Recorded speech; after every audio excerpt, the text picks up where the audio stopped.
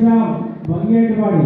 Muhammad ഷാമും Hamdan മഖ്ബൂലും ഒരുമിച്ച് കെട്ടിപ്പിടിച്ചിട്ടാണ് വരാറ്. ഇപ്പൊ രണ്ടാളുകളുടെ പാട്ടും കൂടെ ഹംദാൻ മഖ്ബൂൽ